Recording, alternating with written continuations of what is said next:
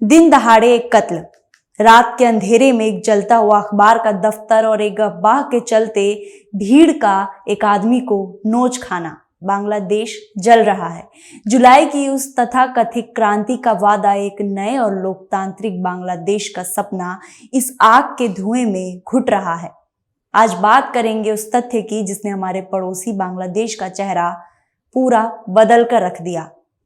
आपको ये भी बताएंगे कि शरीफ उस्मान हादी कौन है, बांग्लादेश में भारत विरोधी भावनाएं क्यों फैल रही है और यूनुस सरकार हिंसा को क्यों नहीं रोक पा रही। उसके लिए वीडियो के अंत तक हमारे साथ आपको बने रहना होगा। दरअसल बांग्लादेश में एक बार फिर हिंसा भड़क उठी है। शेख हसीना को हटाने वाले छात्र आंदोलन से उभरे नेता शरीफ उस्मान हादी की गुरुवार देर रात मौत हो गई। पिछले हफ्ते ढाका में गोली लगने के बाद हादी का इलाज सिंगापुर में चल रहा था। सिंगापुर के विदेश मंत्रालय ने पुष्टि की कि गंभीर चोट के कारण हादी की मौत हुई। हादी की मौत की खबर मिलते ही आधी रात से ढाका और देश के कई हिस्सों में हिंसक प्रदर्शन शुरू हो गए और भारत विरोधी हिंसा इतना भड़क उठा कि हिंदू युवक की पीट पीट कर हत्या कर दी गई और बाद में उसे पेड़ से बांधकर जलाया गया। मतलब आप ये देखिए कि इंसानियत को शर्मसार कर देने वाली सारी हदें पार कर दी गई है। दरअसल बांग्लादेश के मायमेनसिंह में इस्लाम का अपमान करने के आरोप में उसे जलाया गया। इस पर सुप्रसिद्ध कथावाचक देवकीनंदन ठाकुर ने क्या कहा है, पहले ये सुनिए आप। बांग्लादेश में जिंदा हिंदू को पेड़ से लटका कर उसमें आग लगा दी। कहां लटका दी? कैसे आग लगाई? जिंदे में।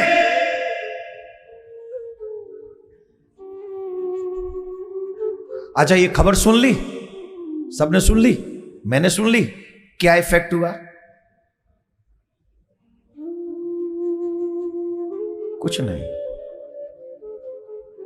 कुछ नहीं बदलेगा। एक खबर सुनने के बाद भी एकदम शांत। देखो, बहुत बुरे लोग हैं ये लोग, कुछ नहीं हो सकता, पर हम क्या कर सकते हैं, बस खत्म।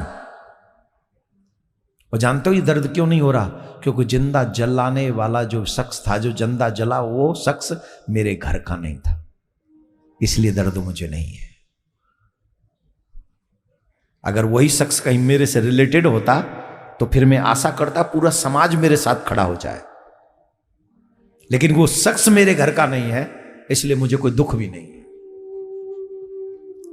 अगर सनातनी मां का दूध पिया है ना, तो आज एक कसम खा लो, किसी भी बांग्लादेशी को कोई काम मेरे द्वारा नहीं दिया जाएगा। आज उस व्यक्ति के लिए इतनी श्रद्धांजलि तो हम दे ही सकते हैं।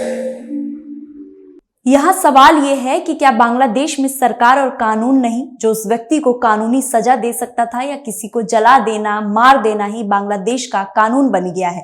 क्या वहां की अंतरिम यूनुस सरकार बस नाम की सरकार है, या हिंसा सरकार के देखरेख में हो रहा है? यह हिंसा यही खत्म नहीं हुआ।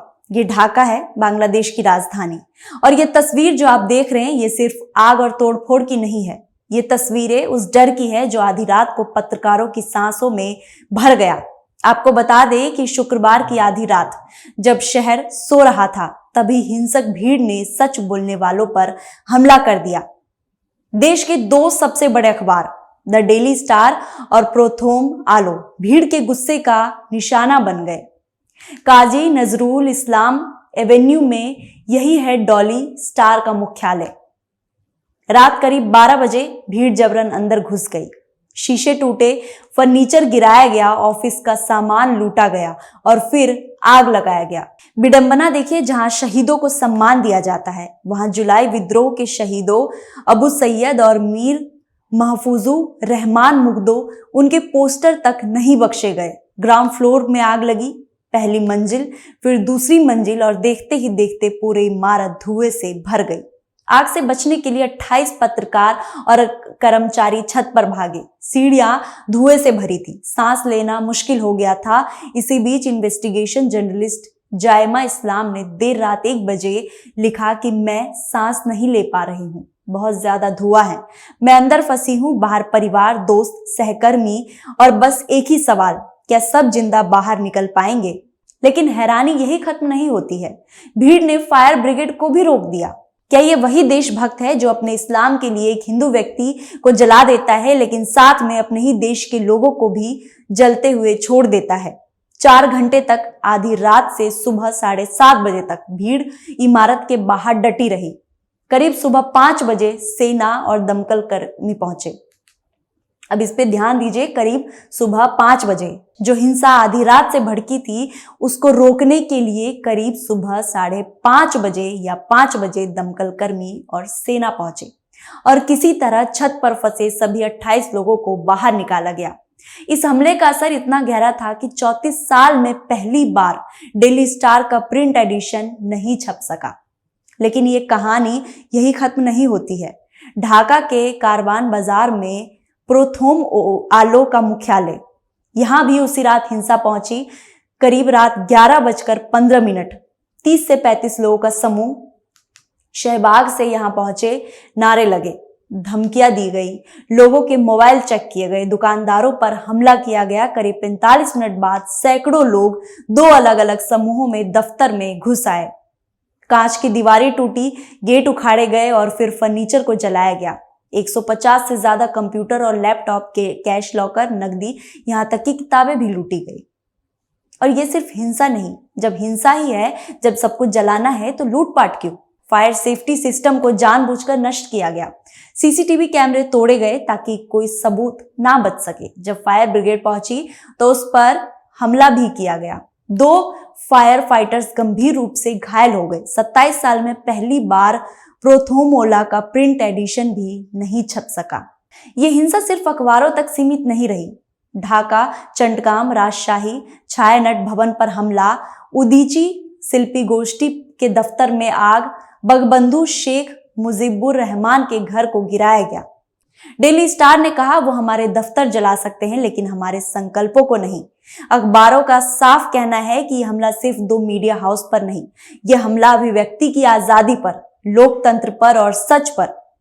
ढाका की इस रात ने एक सवाल छोड़ दिया है। अगर सच बोलने वालों की इमारतें जलाई जाती है तो क्या सच भी जल जाएगा या फिर राख से उठेगा और भी ज्यादा मजबूती से बोलेगा? न्यूज वॉच इंडिया की इस वीडियो पर आपकी क्या राय है, कमेंट बॉक्स में हमें जरूर बताएं। आपको वीडियो कैसी लगी और आपकी इस पर क्या राय है, कमेंट बॉक्स में जरूर बताएं। और वीडियो अच्छी लगी तो लाइक, शेयर और कमेंट जरूर करें।